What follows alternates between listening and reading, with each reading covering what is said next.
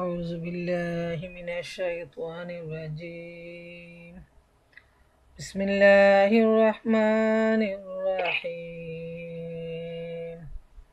رب اشرح لي صدري ويسر لي أمري واحلل عقدة من লিসানি ইয়াফকাহু কওলি। মহান আল্লাহ সুবহানাহু ওয়া তাআলার দরবারে অনেক অনেক শুকরিয়া, যার অসংখ্য দয়া ও মেহেরবানিতে আমরা আজকের এই কুরআনের তাফসির মাহফিলে অংশ নিতে পারলাম।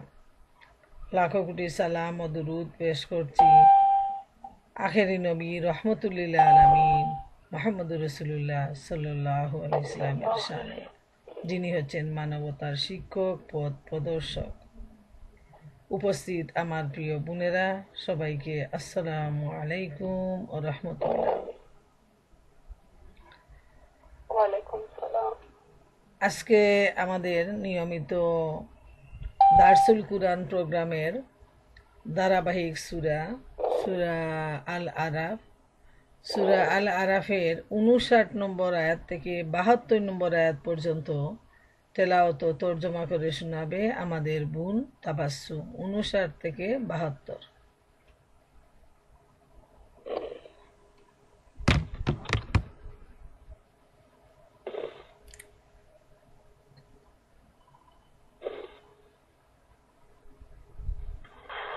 السلام عليكم ورحمة الله وبركاته.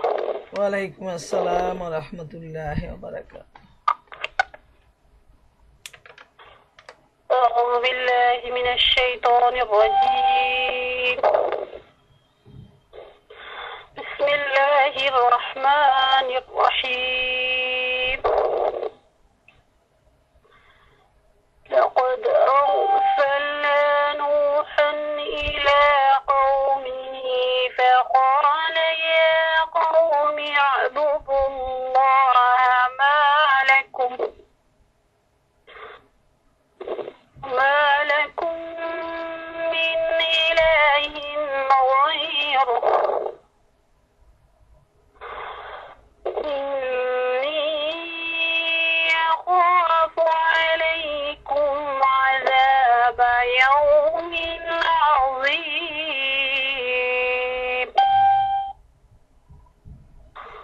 قال الملأ من قومه إنا نراك في ضلال مبين. قال يا قوم ليس بي ضلالة ولكني رسول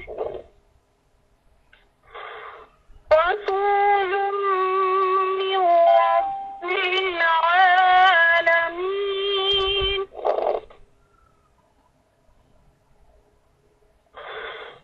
أبلغكم رسالات ربي وأنصح لكم وأعلم من الله ما لا تعلمون.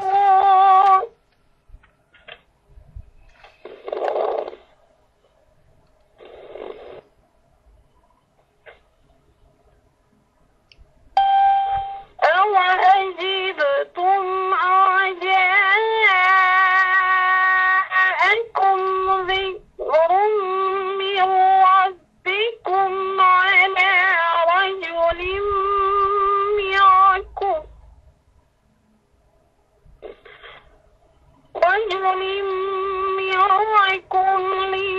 لينذركم ولتتقوا ولعلكم ترحمون.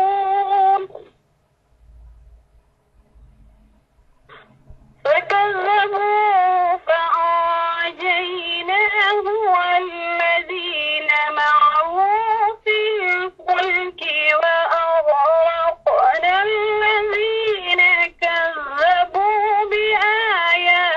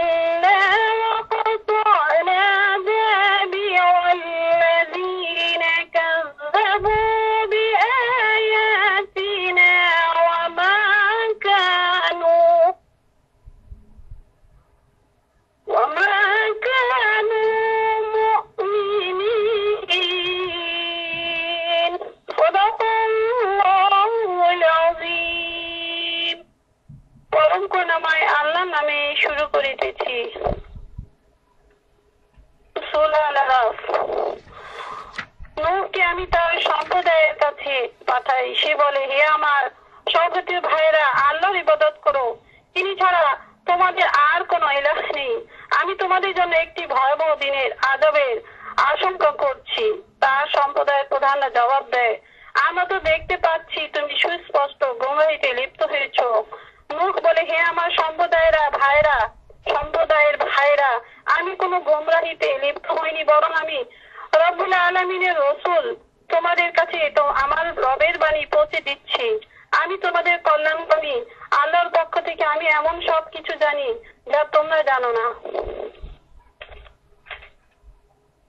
তোমাকে এজন্য অবাক হচ্ছে যে তোমাদের কাছে তোমাদের স্বীয় সম্প্রদায়ের ওই এক ব্যক্তির মাধ্যমে তোমাদের রবের স্মারক এসেছে, তোমাদেরকে সতর্ক করার জন্য, যাতে তোমরা ভুল পথে চলা থেকে রক্ষা পাও এবং তোমাদের প্রতি অনুগ্রহ করা হয়। কিন্তু তারা তাকে মিথ্যাবাদী সাব্যস্ত করলো। অবশেষে আমি তাকে ও তার সাথীদেরকে একটি নৌকায় আরোহণ করিয়ে রক্ষা করি এবং আমার আয়াতকে যারা মিথ্যা বলেছিল তাদেরকে ডুবিয়ে দেই। নিঃসন্দেহে তারা ছিল দৃষ্টি শক্তিহীন জনগোষ্ঠী। আর আজ জাতির কাছে আমি পাঠাই তাদের ভাই হুদকে। সে বলে, হে আমার সম্প্রদায়ের ভাইরা, তোমরা আল্লাহর ইবাদত করো, তিনি ছাড়া তোমাদের আর কোনো ইলাহ নেই। এরপরে কি তোমরা ভুল পথে চলার ব্যাপারে সাবধান হবে না? তারা সম্প্রদায়ের প্রধানরা যারা তার কথা মানতে অস্বীকার করেছিল, তারা বলল, আমরা তো তোমাকে নির্বুদ্ধিতায় লিপ্ত মনে করি এবং আমাদের ধারণা তুমি মিথ্যুক। সে বলল, হে আমার সম্প্রদায়ের লোকেরা, আমি নির্বুদ্ধিতায় লিপ্ত নই, বরং আমি রব্বুল আলামিনের রাসূল। আমার রবের বাণী তোমাদের কাছে পৌঁছায় এবং আমি তোমাদের এমন হিতাকাঙ্ক্ষী যার উপর ভরসা করা যেতে পারে। তোমরা কি এই জন্য অবাক হচ্ছ যে তোমাদেরকে সতর্ক করার উদ্দেশ্যে তোমাদের ওই স্বগোত্রীয় এক ব্যক্তির মাধ্যমে তোমাদের রবের স্মারক তোমাদের কাছে এসেছে? ভুলে যেও না, তোমাদের রব নূহের সম্প্রদায়ের পর তোমাদেরকে তাদের স্থলাভিষিক্ত করেন এবং অত্যন্ত স্বাস্থ্যবান ও সুঠামদের অধিকারী করেন।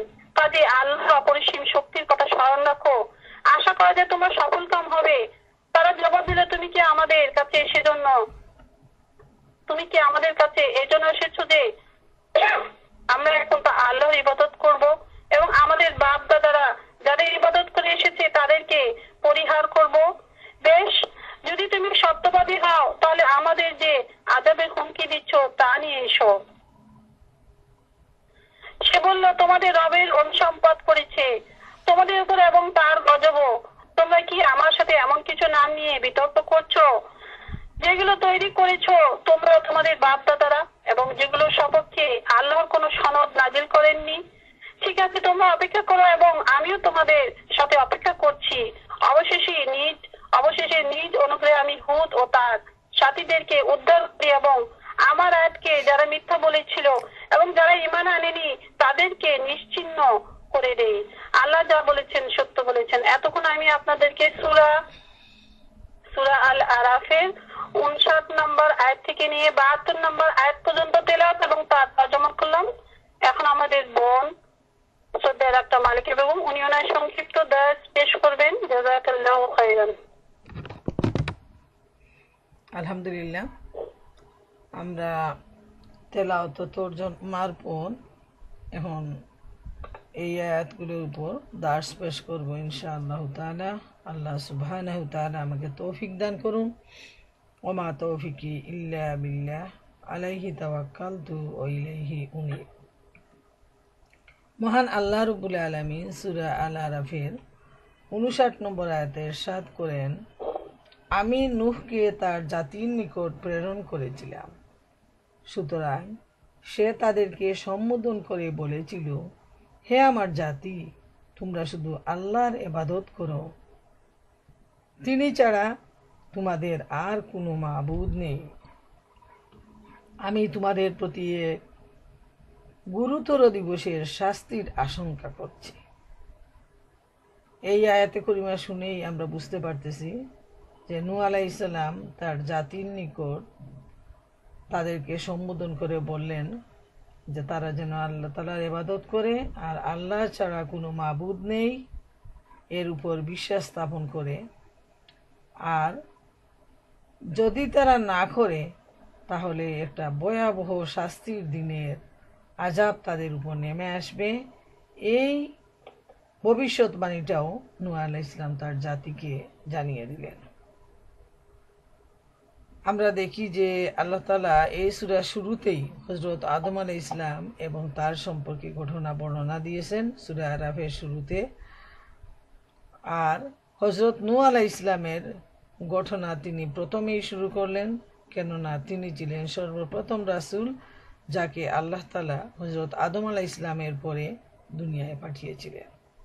আদম আলাইহিস সালামের পরে অনেক যুগ অতিবাহিত হয়, তারপর নূহ আলাইহিস সালাম আসেন।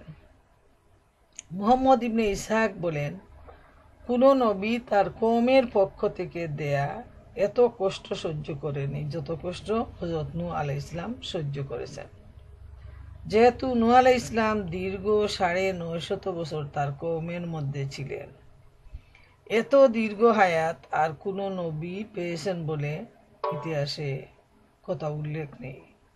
অতএব এই দীর্ঘ বৎসরের পর বৎসর তিনি তার জাতির লোকজনকে দ্বীনের দাওয়াত দিতে থাকেন এবং তারা নবীকে সাথে পেয়ে, নবীকে কাছে পেয়ে দাওয়াত শুনেও তারা অব্যাহতভাবে তারা নাফরমানির মধ্যে লিপ্ত হয় এবং নবীর কথায় তারা বিশ্বাস স্থাপন করেনি।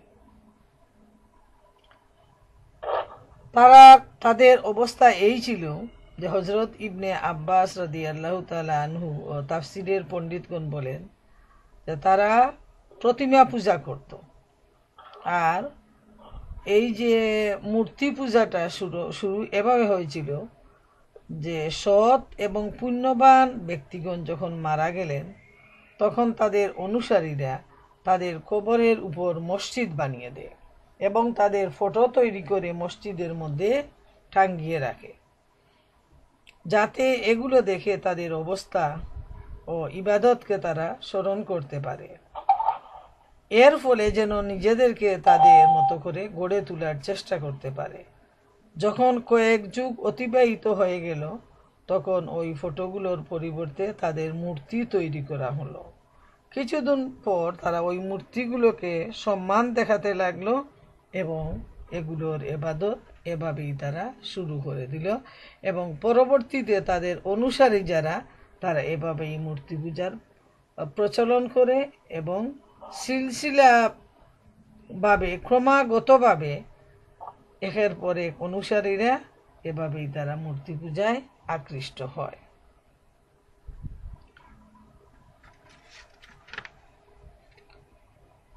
তারা কি করতো, যারা নেককার মানুষ তাদের নামে তারা মূর্তিগুলোর নাম রাখত।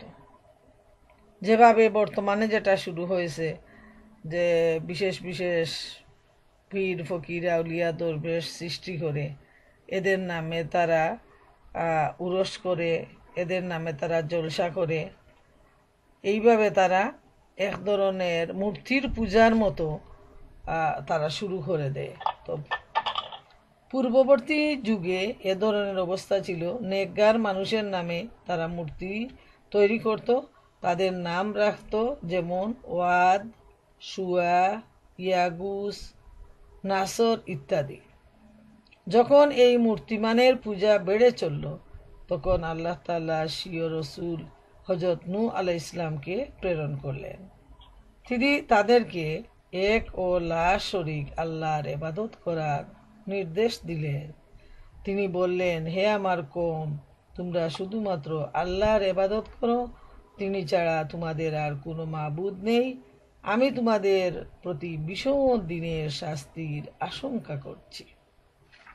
এইভাবে হযরত নূহ আলাইহিস সালাম তার জাতির লোকজনকে দ্বীনের পথে আহ্বান জানাতে শুরু করলেন, দিনের পর দিন, বৎসরের পর বৎসর, শতাব্দীর পর শতাব্দী। যেহেতু উল্লেখ আছে যে তিনি প্রায় ৯৫০ বছর জীবিত ছিলেন এবং তার জাতির মধ্যে তিনি দাওয়াত চালিয়ে যান এই দীর্ঘদিন।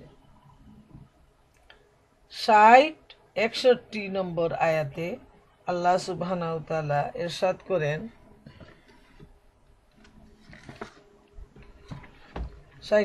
তার সম্প্রদায়ের প্রধানগণ বলেছিল, আমরা তো তোমাকে স্পষ্ট বিভ্রান্তিতে দেখছি। সে বলেছিল, হে আমার সম্প্রদায়, আমাতে কোনো ভ্রান্তি নেই, বরং আমি তো জগৎসমূহের প্রতিপালকের রাসূল। এখন কি হলো, নূহ আলাইহিস সালাম যখন তাদেরকে দাওয়াত দিলেন, তখন তার জাতির লোকেরা বলল যে তোমাকে তো আমরা খুব বিভ্রান্তির মধ্যে দেখতেছি, অর্থাৎ তুমি খুব ভুলের মধ্যে আছো, তুমি আমাদের সাথে আবুল তাবুল কি বলতেছো। প্রিয় বোনের আমার, চিন্তা করে দেখেন, আল্লাহর হুকুমে নবী আল্লাহর নির্দেশ পালনের জন্য তাদের কাছে তিনি দিনের দাওয়াত দিলেন, আর এই দুষ্ট প্রকৃতির লোকেরা নবীকেই ভুল বুঝলো, মিথ্যাবাদী বুঝলো, এবং তাকে বলল যে তুমি তো আবুল তাবুল কথা নিয়ে তুমি আমাদের সামনে আসছো। আল্লাহ রাব্বুল আলামিন এ সম্পর্কে ইরশাদ করেন, وَإِذَا رَأَوْهُمْ قَالُوا إِنَّ هَؤُلَاءِ لَضَالُّونَ। এই দুষ্ট প্রকৃতির লোকেরা যখন সৎকর্মশীল লোকদেরকে দেখে তখন বলে যে নিশ্চয়ই এরা পথভ্রষ্ট। এদের এই অভ্যাসই হলো, আজকেও আমরা দেখতে পাই যে যারা ভালো মানুষ, যারা মানুষকে দিনের দিকে আহ্বান করে, দিনের কাজ করে, দিনের দায়ী যারা, তাদেরকে মানুষ পাগল বলে, তাদেরকে মানুষ পথভ্রষ্ট বলে, তাদেরকে মানুষ জেলে পুরে রাখে, তাদেরকে মানুষ কি করে ফাঁসির কাস্টে ঝুলায়, এবং কত ধরনের হাসি তামাশা করে এই ভালো মানুষদেরকে নিয়ে, এই ফাসিক মানুষগুলো। এটা নতুন কোনো ব্যাপার নয়, আগেও ছিল এবং বর্তমানে এই ব্যাপার চলে আসছে। আর উত্তরে তিনি বলেছিলেন 61 নম্বর আয়াতে আল্লাহ ইরশাদ করেন, সে বলেছিল, হে আমার সম্প্রদায়, আমাতে তো কোনো ভ্রান্তি নেই, বরং আমি তো জগৎসমূহের প্রতিপালকের রাসূল। তিনি এত সুন্দরভাবে কোনো ধরনের রাগান্বিত হননি, তিনি বিরক্ত হননি, বরং অত্যন্ত বিনীতভাবে তার জাতির লোকজনের কাছে বললেন যে হে আমার জাতি, হে আমার ভাইয়েরা, আমার মধ্যে কোনো ভ্রান্তি নেই, কোনো ভুল নেই। আমি তো এই জগতের মালিক যিনি, সেই আল্লাহ রব্বুল আলামিনের প্রেরিত একজন রাসূল। তিনি আমাকে পাঠিয়েছেন তোমাদের কাছে দিনের দাওয়াত দেওয়ার জন্য। আমি তোমাদের কাছে কোনো ভুল নিয়ে আসিনি। এতে আমরা দেখতে পাই যে যখনই যারা বিভ্রান্তির মধ্যে থাকে, যারা পথভ্রষ্ট জাতি, তারা ভালো মানুষকে তারা মনে করে এরাই পাগল, এরা ভুলের ভিতরে আছে, আর তারা ভুলের মধ্যে থাকার পরও তারা মনে করে যে তারা সঠিক রাস্তায় রয়েছে। যখন নূহ আলাইহিস সালাম তাদেরকে আহ্বান জানালেন যে তোমরা মূর্তি পূজা করো না, তোমরা অন্যায়ের মধ্যে ডুবে আছো, পাপের মধ্যে ডুবে আছো, বরং আমি তোমাদেরকে আহ্বান জানাচ্ছি তোমরা সত্যের মধ্যে আসো, এবং আমার মধ্যে যে তোমরা বিভ্রান্তি ভাবতেছো এটা একেবারেই ভুল ধারণা। আমার মধ্যে কোনো বিভ্রান্তি নেই, বরং আল্লাহ তাআলাই আমাকে তোমাদের কাছে পাঠিয়েছেন। এটাই ছিল নূহ আলাইহিস সালামের দাওয়াত তার জাতির প্রতি। 62 নম্বর আয়াতে আল্লাহ পাক ইরশাদ করেন, আমার প্রতিপালকের বাণী আমি তোমাদের নিকট পৌঁছাচ্ছি ও তোমাদেরকে আমি হিত উপদেশ দিচ্ছি, এবং তোমরা যা জানো না আমি তা আল্লাহর নিকট হতে জানি। নূহ আলাইহিস সালাম তাদেরকে আরো বিনীতভাবে জবাব দিলেন তার জাতির লোকজনকে যে আমার আল্লাহ তাআলা যে বাণী আমার কাছে দিয়েছেন তোমাদের কাছে পৌঁছে দেওয়ার জন্য, আল্লাহর দেয়া সেই বাণী আমি তোমাদের কাছে পৌঁছে দিচ্ছি। আল্লাহ যে দাওয়াত দেওয়ার জন্য আমাকে নির্দেশ দিয়েছেন সেই দিকে আমি তোমাদেরকে আহ্বান জানাচ্ছি, আমি তোমাদেরকে সৎ উপদেশ দিচ্ছি। যা তোমরা জানো না আমি আল্লাহ তাআলার পক্ষ থেকে সেটা জানি, এবং সেই জ্ঞান নিয়েই তোমাদের কাছে আমি সত্যের আহ্বান জানাচ্ছি। এ আয়াত প্রসঙ্গে ইমাম আবু জাফর তাবারি রহমতুল্লাহ আলাইহি বলেন, এ আয়াতের মাধ্যমে আল্লাহ তাআলা নূহ আলাইহিস সালাম সম্পর্কে সংবাদ দিচ্ছেন তিনি তার সম্প্রদায়ের কাফির ও মিথ্যাবাদীদেরকে বলছেন, আমি জগৎসমূহের প্রতিপালকের রাসূল। তিনি আমাকে তোমাদের নিকট প্রেরণ করেছেন। আল্লাহর বাণী যেন আমি তোমাদের কাছে পৌঁছায় দেই, এবং আমি তোমাদেরকে যে নসিহত দিচ্ছি, তোমরা আল্লাহ তাআলাকে অস্বীকার ও আমাকে মিথ্যা প্রতিপন্ন করেছ এবং আমার উপদেশকে প্রত্যাখ্যান করার জন্য আল্লাহর তরফ থেকে তোমাদের উপর আপতিত শাস্তিকে তোমরা ভয় করো। যেহেতু নবীর বাণী হচ্ছে আল্লাহর বাণী, আল্লাহর বাণীকে আল্লাহর হুকুমে নবী রসুলরা মানুষের কাছে পৌঁছায় দেন। যারা এই বাণী অস্বীকার করবে তারা প্রকারান্তরে আল্লাহ তাআলাকেই অস্বীকার করলো। এ সম্পর্কে সহিহ মুসলিম শরীফে রয়েছে যে আরাফার দিন অর্থাৎ 9 জিলহজ রাসূলুল্লাহ সাল্লাল্লাহু আলাইহি সাল্লাম স্বীয় সাহাবীদেরকে সম্বোধন করে বলেন, হে লোক সকল, আমার ব্যাপারে তোমরা জিজ্ঞাসিত হবে। আমি আমার দায়িত্ব যথাযথ পালন করেছি কিনা তা তোমাদেরকে জিজ্ঞেস করা হবে। তখন তোমরা কি উত্তর দেবে? তারা একসাথে সবাই উত্তর দিলেন, আমরা সাক্ষ্যদানে প্রস্তুত আছি যে আপনি যথাযথভাবে আপনার দায়িত্ব পালন করেছেন, রিসালাতের দায়িত্ব পূর্ণভাবে আদায় করেছেন। তখন তিনি স্বীয় অঙ্গুলি আকাশের দিকে উঠালেন, অতঃপর তাদের দিকে ইঙ্গিত করে বললেন, হে আল্লাহ, আপনি সাক্ষী থাকুন, হে আল্লাহ, আপনি সাক্ষী থাকুন। এই হাদিস দ্বারা এটাই প্রমাণিত যে যুগে যুগে যত নবী রাসূল পৃথিবীতে আসেন আল্লাহ রাব্বুল আলামিনের হুকুমে, সবাই কিন্তু আল্লাহ তাআলার দেয়া যে দায়িত্ব, সেই দায়িত্ব তারা পালন করে যান। এবং সেজন্য আল্লাহ রাব্বুল আলামিনই সাক্ষী যে নবী রাসূলগণ তাদের দায়িত্ব আঞ্জাম দিয়ে যান। পৃথিবীর লোকেরা তাকে মানুক আর নাই মানুক, এতে রসুলের কিছু আসে যাবে না।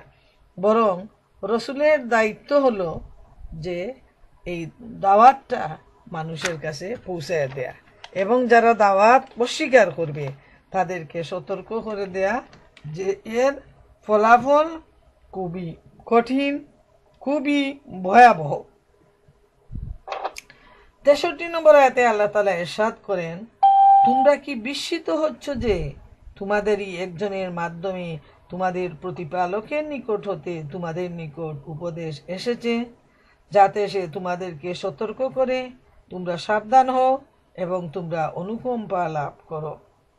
ইমাম আবু জাফর তাবারি রহমতুল্লাহ আলাইহি বলেন, এই আয়াতটি আল্লাহর তরফ থেকে নিজের সম্প্রদায়ের সম্বোধনকৃত নূহ আলাইহিস ইসলামের বাণীর একটি সংবাদ। নূহ আলাইহিস ইসলাম তার জাতির লোকজনকে সম্বোধন করে বলেন, যখন আল্লাহ তাআলা উপদেশকে তারা প্রত্যাখ্যান করলো, তখন তাকে আল্লাহ তাআলার প্রেরিত নবী বলে স্বীকার করতে অস্বীকৃতি জ্ঞাপন করলো ও তাকে বলতে লাগলো, সূরা হুদে আসছে যে তারা কি জবাব দিল যখন তারা অস্বীকার করলো। এবং আল্লাহ সুবহানাহু ওয়া তাআলা ইরশাদ করেন সূরা হুদে 27 নম্বর আয়াতে, ফাকাল আল মালাউল লাযিনা কাফারু মিন কওমিহি মা নারাকা ইল্লা বাশারাম মিসলানা ওয়া মা নারাকা তাবাআকা ইল্লাল্লাযিনা হুম আরাযিলুনা বাদিয়ার রাই ওয়া মা নারা লাকুম আলাইনা মিন ফাদলিন বাল নাযুন্নুকুম কাযিবিন। এর স্বাদ হলো, অতঃপর তার জাতির নেতৃস্থানীয় লোকেরা যারা কুফরি করছিল বলল, আমরা তো তোমার মধ্যে এর বাইরে কিছুই দেখতে পাচ্ছি না যে তুমি আমাদের মতোই একজন মানুষ। আমরা এও দেখতে পাচ্ছি না আমাদের মধ্যকার কিছু নিম্নস্তরের লোক ছাড়া কেউ তোমার অনুসরণ করছে, এবং তারাও তা করছে না বুঝে, শুধু ভাষা ভাষা দৃষ্টি দিয়ে। আসলে আমরা আমাদের উপর তোমাদের জন্য তেমন কোনো মর্যাদাই দেখতে পাচ্ছি না। মূলত আমরা তোমাদের মনে করি তোমরা হচ্ছ মিথ্যাবাদী। নাউজুবিল্লাহ। নূহ আলাইহিস ইসলামের জাতির লোকেরা এত কঠিন শব্দ উচ্চারণ করলো নিজের নবীর প্রতি, যে নবী তার জাতিকে অনেক কঠিন আযাব থেকে, অনেক বড় মুসিবত থেকে রক্ষার জন্য তাদেরকে বারবার বিনয় করে বুঝাচ্ছেন। এবং সেই জাতির প্রধানরা বলল, তোমাকে যারা অনুসরণ করতেছে তারা তো দেখতেছে আমাদের মতোই মানুষ, তাও আমাদের মধ্যে যারা সবচেয়ে ছোট লোক, গরিব মানুষ, এরাই তোমার সাথে উঠা বসা করতেছে, তোমাকে অনুসরণ করতেছে। আমরা মনে করি তুমি মিথ্যাবাদী, আমরা তোমাকে কোনো অবস্থায় বিশ্বাস করব না। প্রিয় বোনেরা আমার, লক্ষ্য রাখা প্রয়োজন, সব সময় আল্লাহ তাআলা যাদেরকে কিছুটা সম্পদ দিয়েছেন, কিছুটা প্রভাব প্রতিপত্তি দিয়েছেন, নরমালি যুক্তিসঙ্গত হলো এরা আল্লাহর শুকরিয়া আদায় করবে, আল্লাহর কাছে মাথা নত করবে এবং তারা তাদের আল্লাহকে পাওয়ার জন্য, আল্লাহর শুকরিয়া আদায়ের জন্য জীবন পণ করবে। কিন্তু দেখা যায় তার উল্টো। সারা জীবনের ইতিহাস থেকে এটাই দেখা যায়, পৃথিবীর ইতিহাস থেকে, যে যাদেরকে সহায় সম্পদ, প্রভাব প্রতিপত্তি, ছেলে মেয়ে দেয়া হয়েছে, তারা আল্লাহর শুকরিয়া আদায় না করে বরং তারা অহংকারে মেতে উঠে এবং তারা আল্লাহর প্রেরিত নবী রাসূলকে মিথ্যাবাদী বলে, যারা যে যুগের আলিম উলামা স্কলার তাদেরকে মিথ্যাবাদী বলে তাদের উপর তারা অত্যাচারের স্ট্রিম রুলার চালায়। নাউজুবিল্লাহ, এসব মানুষের প্রতি এরা লাঞ্ছিত, এরা ধিকৃত, এরা আগুনের উপযোগী। 64 নম্বর আয়াতে মহান আল্লাহ রব্বুল আলামিন ইরশাদ করেন, তারপর তারা তাকে মিথ্যাবাদী বলে, তাকে ও তার সাথে যারা তরিতে ছিল আমি তাদেরকে উদ্ধার করি, এবং যারা আমার নিদর্শন প্রত্যাখ্যান করেছিল তাদেরকে নিমজ্জিত করি। নিঃসন্দেহে তারা ছিল এক অন্ধ সম্প্রদায়। এই দেখেন এখন মজাবুজুক তারা কি অবস্থা হয়ে গেল তাদের উপর। আল্লাহ রাব্বুল আলামিন নিজেই সাক্ষী দিচ্ছেন যে তারা যখন নূহ আলাইহিস সালামকে মিথ্যাবাদী বলল, অস্বীকার করলো, দিনের পর দিন, বৎসরের পর বৎসর, এইভাবে 950 বছর অতিবাহিত হয়ে গেল। তখনকার আয়ু ছিল পূর্ববর্তী জমানার মানুষের অনেক বেশি দিন তারা জীবিত থাকতেন, তাদের সুযোগটা ছিল অনেক বেশি। কিন্তু সেই নাফরমান পাপী জাতিগুলো এত সুযোগ পাওয়ার পরও তারা সুযোগকে কিন্তু কাজে লাগায়নি। এই দীর্ঘদিন অপেক্ষার পর আল্লাহ সুবহানাহু তাআলা নূহ আলাইহিস সালামকে একটা নৌকা তৈরির নির্দেশ দিলেন এবং নির্দিষ্ট দিনে এমনভাবে বন্যা শুরু হলো, চুলা থেকে উতলে পানি বের হতে থাকলো, আকাশ থেকে মুষলধারে বৃষ্টি পড়তে শুরু হলো এবং মুহূর্তের মধ্যেই একেবারে বন্যায় চতুর্দিক সয়লাব হয়ে গেল। আর আল্লাহ রাব্বুল আলামিন কি করলেন, এই বন্যায় সমস্ত পাপীদেরকে তাদেরকে নিমজ্জিত করে ফেললেন। আর নূহ আলাইহিস সালাম এবং তার সাথে যারা বিশ্বাসী ছিল তাদেরকে আগেই নির্দেশ দিয়েছিলেন তারা যেন সবাই নৌকাতে চড়ে, এবং নূহ আলাইহিস সালাম সেই নির্দেশ অনুযায়ী তাদেরকে নিয়ে নৌকায় চড়লেন এবং আল্লাহ তাআলা তাদেরকে রক্ষা করলেন, নবী এবং তার অনুসারীদেরকে, এবং বিশাল জনশক্তি যারা ছিল নাফরমান তাদেরকে এই প্লাবনে নিমজ্জিত করে নিলেন। এবং সেটা ছিল এত বড় ধরনের একটা গজব যে তাদের ঘর বাড়ি, গাছপালা, পশু পাখি কোনো কিছুই সেই গজবে রক্ষা পায়নি, সব নিঃশেষ হয়ে গিয়েছিল। এবং আল্লাহর হুকুমে অন্যান্য জায়গায় আসছে কোরআনের অন্য সূরাগুলোতে যে আল্লাহ তাআলা নির্দেশ দিয়েছিলেন কিছু বিভিন্ন প্রাণীর জুড়ায় জুড়ায় নৌকায় উঠানোর জন্য। সেই নির্দেশ অনুযায়ী নূহ আলাইহিস সালাম প্রাণীদের নৌকায় তুলেন এবং তাদেরকে নিয়ে নৌকা আল্লাহ রাব্বুল আলামিন একটা বিশেষ জায়গায় নিয়ে সেখানে তাদেরকে আশ্রয় দেন। সুবহানাল্লাহ, এত বড় ধরনের গজব আল্লাহ যাকে চান তাকে রক্ষা করেন। যারা বিশ্বাসী ছিল তারা এই গজবে নিমজ্জিত হয়নি, আর যারা পাপী ছিল, অহংকারী ছিল, তারা সবাই এই গজবের মধ্যে ধ্বংস হয়ে গেল, নিমজ্জিত হয়ে গেল এই প্লাবনে। 65 নম্বর আয়াতে আল্লাহ রাব্বুল আলামিন ইরশাদ করেন, আদ জাতির নিকট তাদের ভাই হুদকে প্রেরণ করলাম। এতক্ষণ আমরা নূহ আলাইহিস সালামের ঘটনা শুনলাম, এখন হুদ আলাইহিস সালামের ঘটনা আসছে যে আদ জাতির কাছে তাদেরই জাতির একজন ভাই হুদ আলাইহিস সালাম, আল্লাহ তাআলা তাকে প্রেরণ করেন। তাদের তিনি বললেন, হে আমার জাতির লোকজন, জাতির ভাইয়েরা, তোমরা মহান আল্লাহর ইবাদত করো।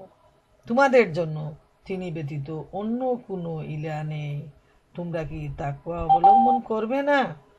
বোনেরা আমার, লক্ষ্য করুন, প্রত্যেক নবীকে আল্লাহ তাআলা, নবী রাসূলকে তার নিজের জাতির লোকদের কাছে প্রেরণ করেন, এবং তাদের ভাষা এত সুন্দর, তারা নিজের জাতির লোকজনকে এত সুন্দর ভাষা দিয়ে বলেন, হে আমার জাতির ভাইয়েরা, হে আমার সম্প্রদায়ের লোকেরা।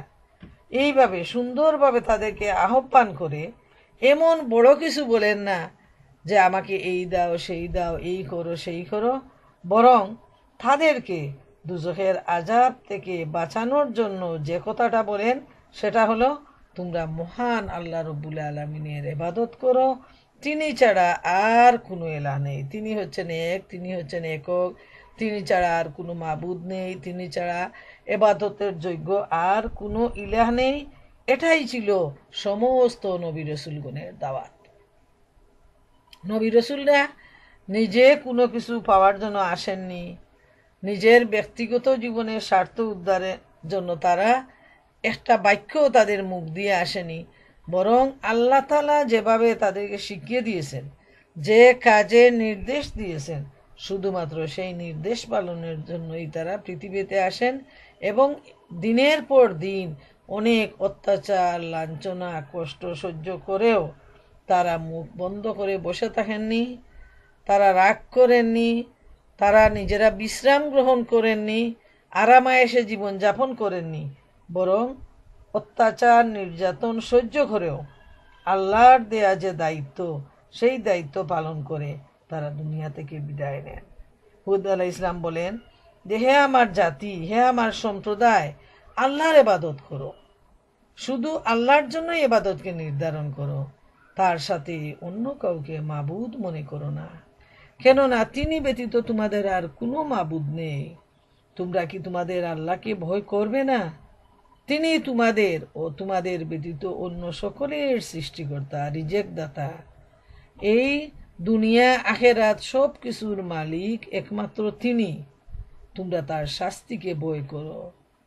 এইভাবে অনুনয় বিনয় করে হুদ আলাইহিস সালাম তার জাতির লোকজনকে আল্লাহর দিকে আহ্বান জানান। ৬৬ এবং ৬৭ নম্বর আয়াতে আল্লাহ তাআলা বলেন, তার সম্প্রদায়ের প্রধানগণ যারা কুফরি করেছিল। আবার হুদ আলাইহিস সালামের যে জাতির লিডাররা কি বলল শুনেন। তারা বলেছিল, আমরা তো দেখছি তুমি নির্বুধ, এবং তোমাকে আমরা তো মিথ্যাবাদী মনে করি। নাউযুবিল্লাহ। যিনি আল্লাহর প্রেরিত রাসূল, যিনি তাদের কল্যাণের জন্য নিজের জীবনকে বিলিয়ে দিচ্ছেন, সেই আল্লাহর প্রেরিত রাসূলকে তারা মিথ্যাবাদী বলতে তাদের মুখে আটকায় না, তাদের দিল কেঁপে উঠে না, তাদের একটুখানি ভয় লাগে না। তারা দুনিয়ার জন্য এতই পাগল পারা, তারা শিরক কুফরিতে এতই নিমজ্জিত যে তারা আল্লাহর প্রেরিত রাসূলকে নির্বুধ বলে, অজ্ঞান বলে, এবং বলে যে তুমি তো হচ্ছ মিথ্যাবাদী। এত সহজেই তারা আল্লাহ রসুলকে মিথ্যাবাদী বলতে পারল। তখন তিনি কি উত্তর দিলেন? ৬৭ নম্বর আয়াতে আসছে, তিনি উত্তর দিলেন, হে আমার সম্প্রদায়, আমি নির্বুধ নই, আমি জগৎ সমূহের প্রতিপালকের রাসূল। সুবহানাল্লাহ। তিনি রাগ করলেন না, তিনি বিরত হলেন না, তিনি মুখ ফিরিয়ে নিলেন না, বরং তার জাতির লোকজনকে সাবধান করার জন্য অত্যন্ত সুন্দরভাবে তিনি বললেন। দাওয়াতের ভাষাটা লক্ষ্য করেন আপনারা, যে আমরা মানুষকে যদি দাওয়াত দেই আর আমাদের কথাকে অমান্য করে উল্টাপাল্টা কিছু বলে, তাইলে আমরা কত রাগ করি, মনক্ষুণ্ণ হই, তাকে আর দাওয়াত দিতে তার বাড়িতে আমরা যাই না। কিন্তু আমাদের মুখের উপর কেউ আমাদেরকে কোনোদিন মিথ্যাবাদী বলে না।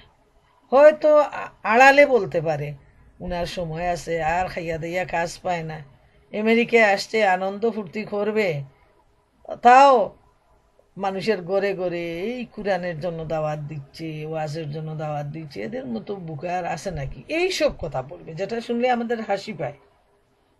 প্রিয় বোনেরা, আমার লক্ষ্য করুন, আমরা দিনের দায়ী, আমরা আল্লাহ রসুলের অনুসারী। রসুলগণ কিভাবে এত কষ্ট সহ্য করে গেছেন, তাদের মুখের উপর তাদের জাতির লোকেরা তাদেরকে মিথ্যাবাদী বলে উড়িয়ে দিয়েছে, তাদেরকে নির্বুধ বলে গালি দিয়েছে, কিন্তু তারা রাগ করেননি, তারা দাওয়াত থেকে বিরত হননি, বরং এত সুন্দরভাবে বলছেন বাইরে, আমরা নির্বুধ নই, আমি তো হচ্ছি আমার সারা জগতের যিনি মালিক, সেই আল্লাহ রব্বুল আলামিনের প্রেরিত রাসূল, আমি তোমাদেরকে কল্যাণের পথে আহ্বান জানাচ্ছি।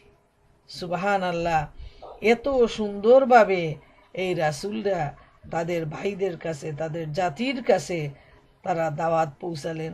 এই জাতির লোকজন কিভাবে অমান্য করলো, তাদেরকে নির্বুধ বলল, কিন্তু আসলে তো তারাই ছিল নির্বুধ। তারা দেবদেবীর পূজা উপাসনা করত, নিজের হাত দিয়ে তৈরি করা দেবী তৈরি করে তার সামনে তারা খাবার দিত, আবার ওই খাবারটা সেই মাটির তৈরি বা পাথরের তৈরি মূর্তি, তার কথা বলারও শক্তি ছিল না, ভালো মন্দ কোনো কিছু করার কোনো শক্তি ছিল না, তাকে যদি কেউ ভেঙে ফেলে নিজেকে বাঁচানোর মতো কোনো শক্তি তার ছিল না। কিন্তু সেই হাতের তৈরি মূর্তির সামনে তারা নত হয়ে যেত, তার সামনে খাবার দিত, তার সামনে গিয়ে ভালো মন্দের জন্য তারা হাত পাতত। এই হচ্ছে তাদের চরিত্র। কিন্তু তারা এতই হতভাগ্য যে রাসূল তাদের সামনে আসলেন, তাদেরকে দিনের দিকে আহ্বান জানালেন, কিন্তু এরপরও তারা বিমুখ থাকল। ৬৮ নম্বর আয়াতে এরশাদ হচ্ছে, আমি আমার প্রতিপালকের বাণী তোমাদের নিকট পৌঁছে দিচ্ছি এবং আমি তোমাদের একজন বিশ্বস্ত হিতাকাঙ্ক্ষী। তারপরও তিনি বলছেন যে আমার আল্লাহ তাআলা যে বাণী তোমাদের কাছে পৌঁছে দেওয়ার জন্য দায়িত্ব দিয়েছেন, আমি সেই বাণী তোমাদের কাছে পৌঁছে দিচ্ছি এবং আমি তোমাদের খুবই বিশ্বস্ত একজন হিতাকাঙ্ক্ষী, আমি ওয়েল উইশার, আমি তোমাদের কল্যাণ চাই, আর আমি কিছু চাই না। অতএব তোমরা আল্লাহর দিকে তোমরা আসো এবং দেবদেবীর পূজা থেকে তোমরা বিরত থাকো।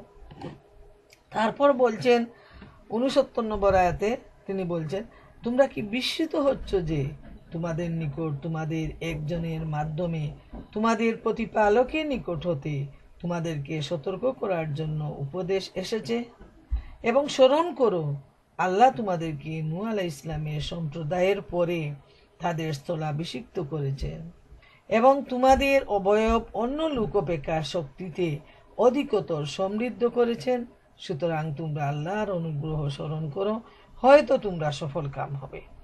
এখন তিনি আরো বিনীতভাবে তাদেরকে বোঝানোর চেষ্টা করছেন যে তোমাদেরকে সতর্ক করার জন্য নূহ আলাইহিস সালামের পরে এই কিতাব আসছে, এই উপদেশ বানিয়ে আসছে আল্লাহর তরফ থেকে, তোমরা এটাকে বিশ্বাস করো, এটাকে তোমরা সেই ঘটনাকে তোমরা স্মরণ করো এবং তোমাদেরকে শক্তি সামর্থ্যে এতটুকু দেয়া হয়েছে, অনেক বেশি শক্তিশালী, অন্যান্য জাতি থেকে তোমাদেরকে অনেক বেশি শক্তিশালী করে তোমাদেরকে তৈরি করা হয়েছে। তোমরা আল্লাহর পথে আসো, আল্লাহর অনুগ্রহ স্মরণ করো, হয়তো তোমরা সফল কাম হবে। এইভাবে হুদ আলাইহিস সালাম তার জাতির লোকজনকে তিনি বুঝাতে থাকলেন এবং তিনি এটাও বুঝালেন যে নূহ আলাইহিস সালামের জাতি তার প্রতিপালককে অস্বীকার করায় আর রসুলকে অমান্য করায় যে গজবের শিকার হয়েছিল, সে ঘটনাটাও তোমরা স্মরণ করো এবং তোমরা আল্লাহকে ভয় করো আর যে কুফরির মধ্যে তোমরা আসো, নাফরমানির মধ্যে আসো, সেটাকে তোমরা ত্যাগ করো। কিন্তু দেখা গেল যে এই জাতীয় এত বুঝানোর পরও তারা কিন্তু সঠিক পথে তারা ফিরে আসলো না।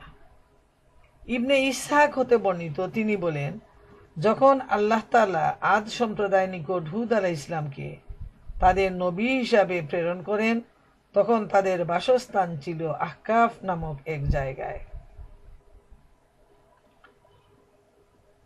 তারা ছিল মূর্তি পূজক, তাদের অনেকগুলো মূর্তি ছিল, তারা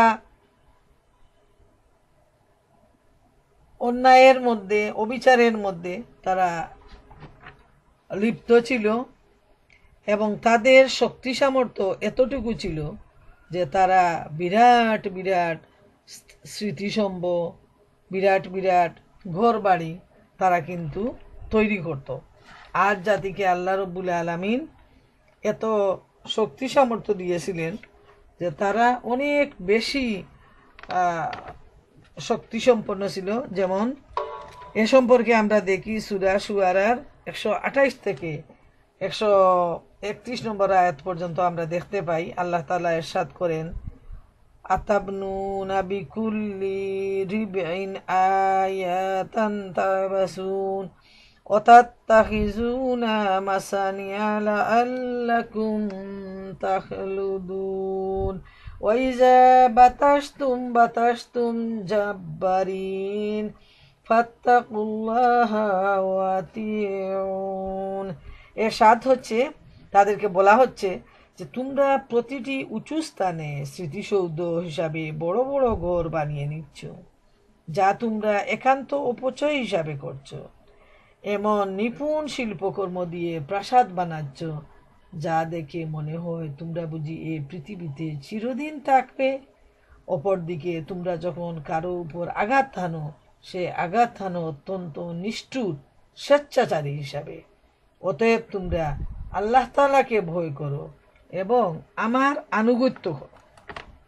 বোনেরা আমার, লক্ষ্য রাখেন যে আল্লাহ সুবহানাহু ওয়া তাআলা তাদেরকে এত শক্তি সামর্থ্য দিয়েছিলেন যে তারা এত বিরাট বিরাট অট্টালিকা তারা তৈরি করত, ম্যানশন তারা তৈরি করত, এবং মানুষের প্রতি তারা ছিল খুবই নিষ্ঠুর। তারা কিন্তু এত শক্তি সামর্থ্য থাকার পরও তারা আল্লাহ রব্বুল আলামিন, যিনি তাদেরকে এই শক্তি দিয়েছেন, এত প্রভাব প্রতিপত্তি দিয়েছেন, সেই আল্লাহ তাআলাকে ভুলে গিয়ে তারা মূর্তির পূজা করত। নাউজুবিল্লাহ। আল্লাহকে তারা অস্বীকার করত এবং তারা নিজের হাতের তৈরি মূর্তির পূজায় তারা লিপ্ত ছিল। 70 নম্বর আয়াতে আল্লাহ তাআলা ইরশাদ করেন, তারা বলল, তুমি কি আমাদের নিকট এ উদ্দেশ্যে এসেছো যে আমরা যেন শুধু আল্লাহর ইবাদত করি এবং আমাদের পূর্বপুরুষগণ যার ইবাদত করত তা বর্জন করি? সুতরাং তুমি সত্যবাদী হলে আমাদেরকে যার ভয় দেখাচ্ছ তা আনয়ন করো। এত সাহস দেখেন এই জাতিরও। তারা পুরাপুরিভাবে তর্ক জুড়ে দিল রাসূলের সাথে, এবং সেই যে চিরাচরিত অভ্যাস তাদের, যত নাফরমান সবগুলার, তারা তাদের পূর্বপুরুষদের ইতিহাস জানত আর বলল যে আমাদের পূর্বপুরুষরা যার ইবাদত করেছে আমরা তার ইবাদত করব। আমরা কি তোমার কথায় তার ইবাদত ছেড়ে দেব নাকি? তো তুমি যদি সত্যবাদী হও তোমার কথায়, তাহলে তুমি দেখি আমাদেরকে যে ভয় দেখাচ্ছ, যে বিপদের ভয় দেখাচ্ছ, নিয়ে আসো তো দেখি কি হয়, দেখি কিভাবে আসে। এইভাবে তারা আল্লাহ রসুলকে তারা চ্যালেঞ্জ ছুড়ে দিল। 71 নম্বর আয়াতে আসছে, হুদ আলাইহিস ইসলাম উত্তর দিচ্ছেন তাদেরকে। হুদ আলাইহিস ইসলাম বললেন, তোমাদের প্রতিপালকের শাস্তি ও ক্রুদ্ধ তোমাদের জন্য নির্ধারিত হয়েই রয়েছে। তবে কি তোমরা আমার সাথে বিতর্কে লিপ্ত হতে চাও এমন কতগুলো নাম সম্বন্ধে যা তোমরা ও তোমাদের পিতৃপুরুষগণ সৃষ্টি করেছ এবং যে সম্বন্ধে আল্লাহ কোনো সনদ বা প্রমাণ প্রেরণ করেননি? সুতরাং তোমরা প্রতিজ্ঞা করো, আমিও তোমাদের সাথে প্রতিজ্ঞায় রইলাম। এখন হুদ আলাইহিস ইসলামও তাদেরকে চ্যালেঞ্জ ছুড়ে দিলেন, তোমাদের এত সাহস,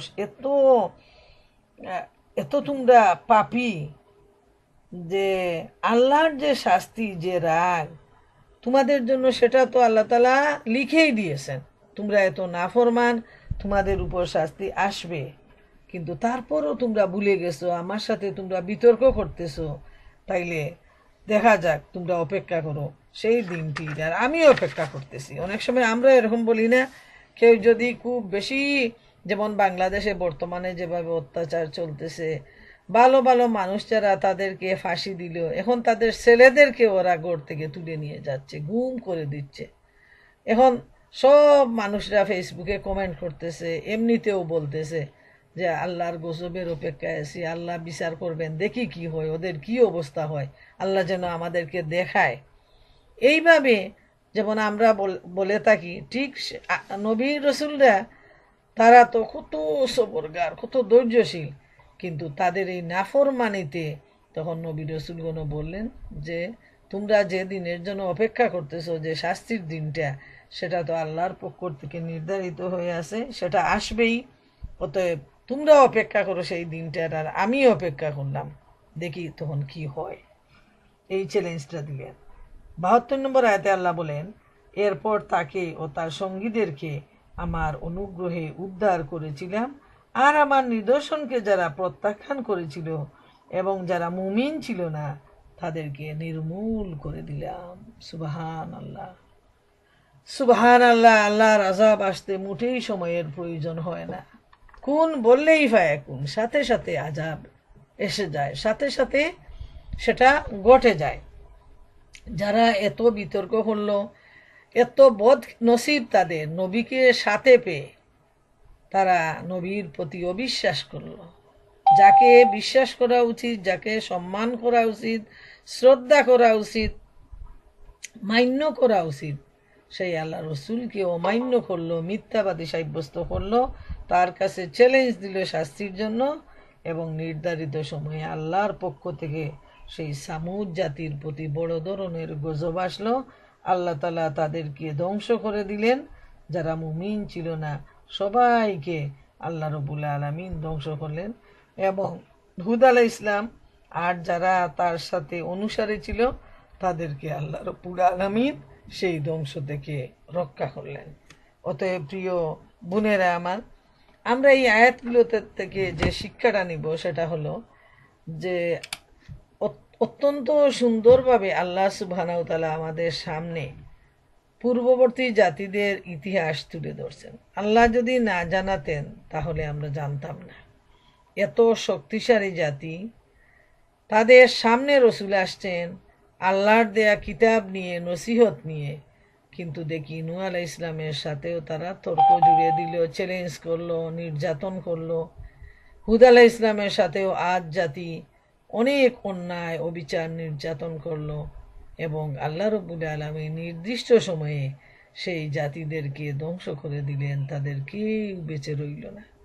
এবং সেই যে তাদের মৃত্যু হলো, সেই সময় থেকে আজ পর্যন্ত তারা আগুনের মধ্যে রয়েছে। বিচারের পর তো তারা জাহান্নামে যাবে নিশ্চিত, কিন্তু এই ধরনের মূর্তি পূজারী যারা যারা আল্লাহর নবীকে কষ্ট দিয়েছে, বিতর্ক জুড়ে দিয়েছে, চ্যালেঞ্জ দিয়েছে, কবর জীবনেও তাদের অনেক কঠিন অবস্থা দাঁড়াবে।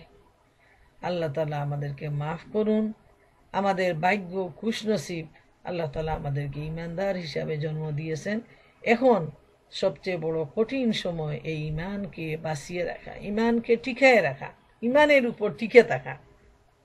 আল্লাহ তাআলার কাছে আমরা এই দোয়া চাইব, আমরা যেন আল্লাহ আমাদেরকে মজবুত ঈমানের উপর টিকে থাকার তৌফিক দিন। ঈমানের দৃঢ়তা যেন আমাদের ভিতরে আসে, এবং ঈমানের দৃঢ়তা নিয়ে নানা ধরনের বিপদ, মুসিবত, পরীক্ষার মধ্যে আমরা যেন ঈমানের উপর টিকে থাকতে পারি। আল্লাহ সুবহানাহু ওয়া তাআলা আমাদের সবাইকে সেই তৌফিক দিন। আর আজকের আলোচনা থেকে সবচেয়ে বড় ধরনের যে শিক্ষা নবী রাসূলরা দাওয়াত দিয়েছেন, এটা হলো নবী রাসূলের কাজ। আর উম্মতের কাজ হলো, আমরা আমার আর কেউ নবী আসবেন না,